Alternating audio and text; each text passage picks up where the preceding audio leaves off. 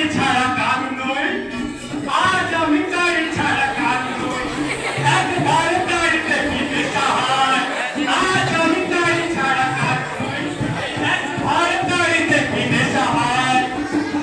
এসো এসো এসো এসো ভাই সব, এসো এসো এসো এসো ভাই সব, এসে গেছে এসে গেছে বিপ্লব।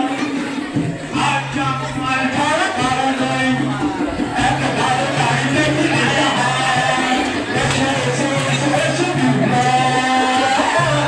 মন ভরে ভরে দাও তাই সব, রাম্মা তোর বসে মহারানী বলে এসো, রাম্মা তোর বসে মহারানী বলে এসো, ইচ্ছেটা মহারানী পাই সব।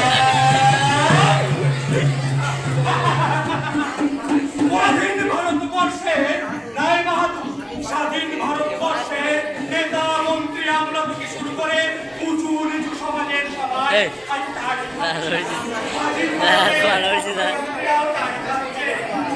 আমি হাবিলদার এখানে আমি খালি হাত ধরে ওপার শেষমেশ পুলিশ অফিসারও হ্যাঁ নতুন করতে এই স্যার আপনাকে দেখব। এই যে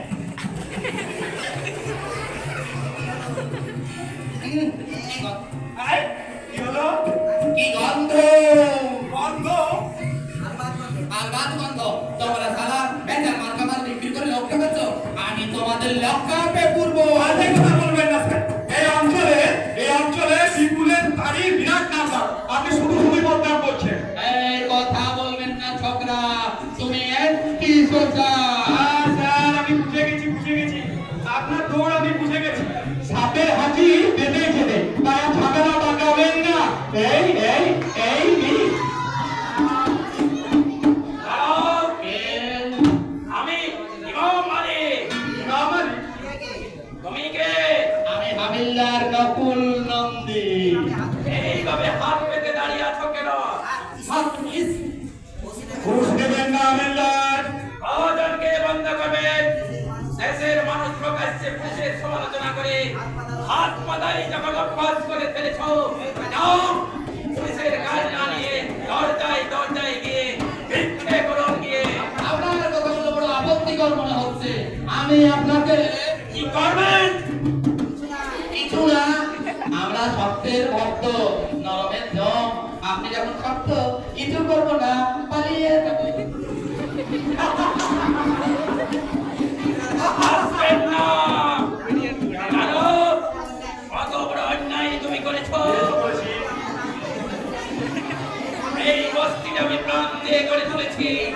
এখানে অন্যায় অত্যাচার চলবে না, এখানে দুর্নীতি চলবে না। ভারতবর্ষের মধ্যে একটাই জায়গা থাকবে যেখানে তৈরি হবে গান্ধীজির আশা-আদর্শ, যেখানে কবি রবীন্দ্রনাথ ঠাকুর বলে উঠবে কাঁঠালের আম সত্য আর সোনার পাথর বাটি। বাজে কথা বলবে না। জি মিয়া সাহেব, রাগ করবেন না। আমার বিপুল চিরকাল এই রকমের। আগে সকলেই বলতো বিপুলের মতো ছেলে হয় না। সে প্রতি বছরে ক্লাসিক ফার্স্ট হতো। তুমি চুপ করবে? এই সব কথা বলার জন্য তুমি এখানে এসছো? আসবো না। লোকের মুখে শুনলাম তুই নাকি ওই কলোনির মুখে তাড়ি বিক্রি করছিস। ভাবলাম এই কথাটা ইমাম আলীর কাছে গেলে সর্বনাশ হয়ে যাবে। তাই সর্বনাশ থেকে তুমি আমাকে বাঁচাতে এসছো? নতুন করে কি সর্বনাশ আমার হবে তুমি বলতে পারো? আমার যা সর্বনাশ করার তা করে গেছে আমার ওই বাবা রাজশেখর রায়। আজ আমাকে শাসন করবে কে? না বাবা না,